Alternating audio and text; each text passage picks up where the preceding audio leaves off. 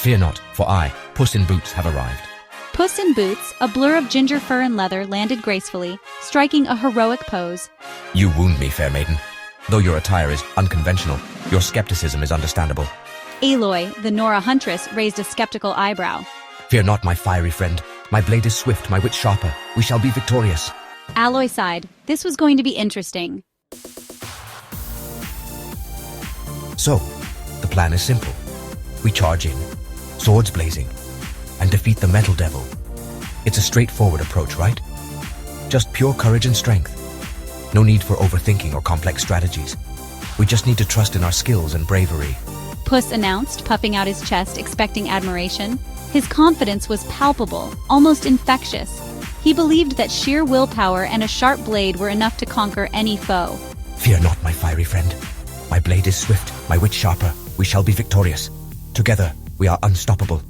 Our enemies will tremble before us, and victory will be ours. Aloy pinched the bridge of her nose. She had seen this kind of reckless bravado before, and it rarely ended well. She knew that a more measured approach was necessary.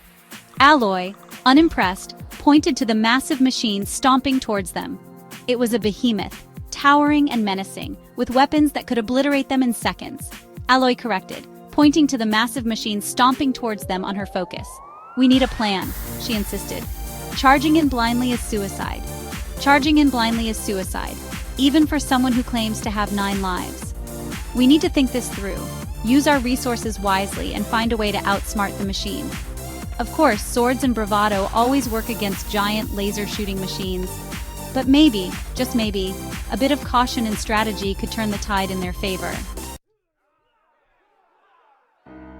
The battle was chaotic. Dust and debris flew everywhere, making it hard to see who was winning or losing.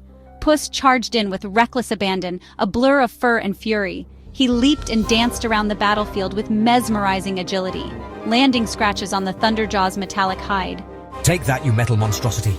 Mostly getting tangled in the Thunderjaw's wires, tripping Aloy and causing more chaos. More of a liability than an asset. Dangling from a cable, sword clattering to the ground. Aloy was a whirlwind of focused energy, dodging the Thunderjaw's attacks with fluidity, firing arrows into its weak points.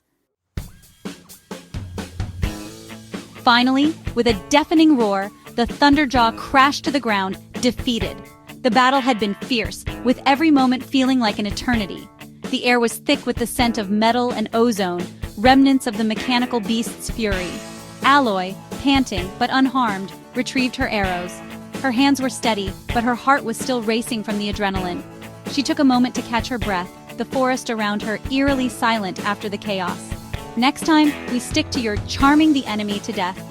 Her voice was tinged with sarcasm, but there was a hint of genuine advice in her words.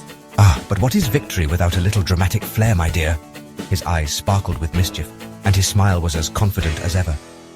Besides, a hero always bounces back, even from a slight entanglement. He dusted himself off, striking a heroic pose as if to emphasize his point. Aloy just shook her head, a small smile playing on her lips. She couldn't help but be amused by his antics, even if they often led to trouble. He was infuriating, flamboyant, and utterly ridiculous. His attire alone was enough to make anyone question his sanity. And yet, she couldn't help but admit, there was never a dull moment with Puss in Boots around.